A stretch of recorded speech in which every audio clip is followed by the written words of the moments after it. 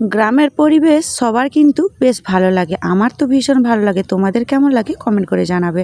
Hello everyone, কেমন আছে সবাই? আমার ছোট্ট একটা মিনি ব্লগে তোমাদের সবাইকে স্বাগত। আশা করি সবাই খুব ভালো আছো। আমিও তোমাদের ভালোবাসায় ভালো আছি। আজকে পুকুরে জাল ফেলা হয়েছিল, তো পুকুর থেকে জাল ফেলে পুকুরে মাছ ধরেছে, একটা পোনা মাছ আর একটা ছিল ওই ফলি মাছ। তো ফলি মাছটাকে কেটে নিয়েছি, কি রান্না হবে এখন জানা হয়নি। তো মাছগুলো কেটে আগে ধুয়ে পরিষ্কার করে নিই। আর বড় মাছ যেহেতু কাটতে একটু সময় লাগছে, আর এই বটিটাতেও ধার নেই দেখছি কাটতে কাটতে। তো যাই হোক, মাছটা কেটে নেব খুব ভালোভাবে, কারণ মাছটা আগে আঁশগুলো ছাড়িয়ে নেব, তারপর ধুয়ে তারপরে কেটে নেব। তো যাই হোক, আঁশগুলো ছাড়ানো হয়ে গেছে। আর আমি মাছ কাটতে এসেছি, আমার পেছনে কিন্তু একজন চলে এসছে, ওই যে দেখো আমার সাইডে বসে আছে। তো যাই হোক, মাছগুলো কেটে ধুয়ে পরিষ্কার করে নিয়েছি। এখন নুন আর হলুদ মাখিয়ে নিচ্ছি। তো নুন হলুদ মাখিয়ে রেখে দেবো, যখন রান্না করব তখন মানে মাছের মধ্যে বেশ নুন হলুদটা বেশ ঢুকে যাবে। তো যাই হোক, নুন হলুদ মাখানো হয়ে গেল। ভাবছি এই মাছ দিয়ে আজকে বানাবো মাছের টক আম দিয়ে। এখন যেহেতু গাছে প্রচুর পরিমাণে আম হয়ে গেছে, তো আম টক রান্না হবে। এদিকে মাছের মাথাগুলোকেও ভেজে নিচ্ছি। আর মাছের বীজ বেরিয়েছে, এত বড় মাছের বীজ, দেখো কত বড় বীজ। তো তাই বীজ দিয়ে বেসন দিয়ে বড়া বানাবো। আর পেঁয়াজ কাঁচা লঙ্কা দিয়ে দিয়েছি আগে, আর বীজটাকেও দিয়ে দিয়েছি। তার মধ্যে দিলাম বেসন, স্বাদ মতো নুন, হলুদ গুঁড়ো আর একটুখানি লঙ্কার গুঁড়ো দেবো। ব্যাস দিয়ে তারপরে এটাকে ভালোভাবে কিন্তু মাখিয়ে নেবো। আর পটল ঝোল, ওই মাছের মাথা দিয়ে মুড়িঘণ্ট বানানোর জন্য পটলটাকেও ভেজে নিচ্ছি। পটলটা কেটে নিয়েছিলাম আগে থেকে, সামান্য একটু নুন দিয়ে ভেজে নিচ্ছি। ব্যাস, যতক্ষণে পটল ভাজা হবে ততক্ষণে এদিকে আমার মাছের বীজ যে ভাজবো সেটা কিন্তু বড়াগুলো মানে ভালোভাবে মাখিয়ে নিচ্ছি। এদিকে মাখানো হয়ে গেছে, আর এদিকে পটলগুলো ভাজা হয়ে গেছে। পটলগুলো নামিয়ে নিলাম। তার মধ্যে ওই কড়াইতে তেল দিয়ে বড়াগুলোকে এইভাবে কিন্তু বসিয়ে দিয়েছি। এবার এক পাশ হয়ে গেলে লাল লাল করে আবার কিন্তু তুলে নেব, মানে এক পাশ হতে দেব। তারপরে একটা বাটি দিয়ে একটু মানে চ্যাপটা করে তারপরে ভেজে নেব মুচমুচে করে। বড়াগুলো ভাজা হয়ে গেছে, আর তার সাথে ওই বানাবো।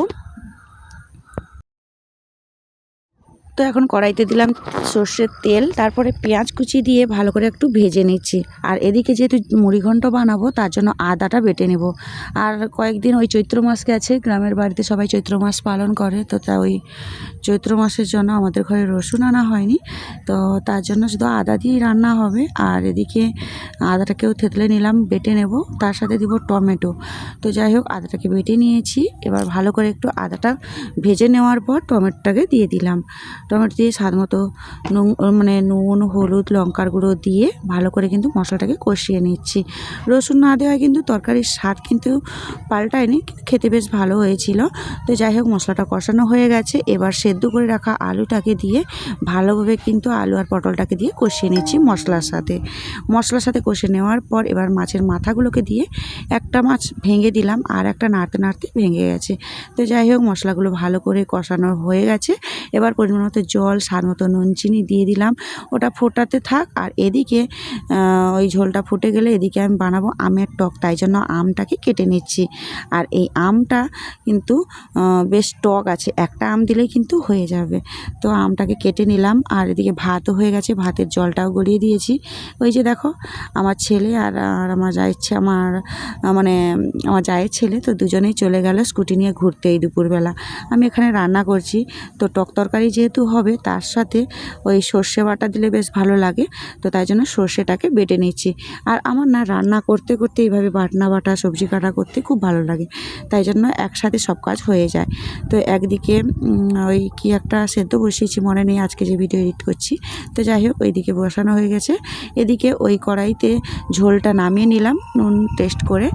আর এদিকে টক বানানোর জন্য শুকনো লঙ্কা আর কালো জিরে 5 ফোড়ন দিয়ে আমটাকে দিয়ে দিলাম।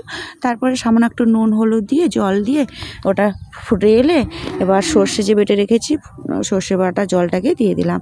এবার সর্ষে বাটা জলটা দিয়ে ভালো করে ঝোলটা ফুটে এলে এবার ভেজে রাখা মাছগুলোকে দিয়ে দিচ্ছি। আর মাছগুলোকে দিয়ে এখন ফুটে এলে নামিয়ে নেব। এখন রান্না আমার প্রায় শেষ। তো চলো কী রান্না করেছি আগে তোমাদেরকে বলি। এখানে আছে বীজ ভাজা, মাছের টক, আর আছে মুড়িঘণ্ট। তো যাই হোক, ভিডিওটা ভালো লাগলে একটা লাইক করে দিও, কেমন হয়েছে কমেন্ট করে।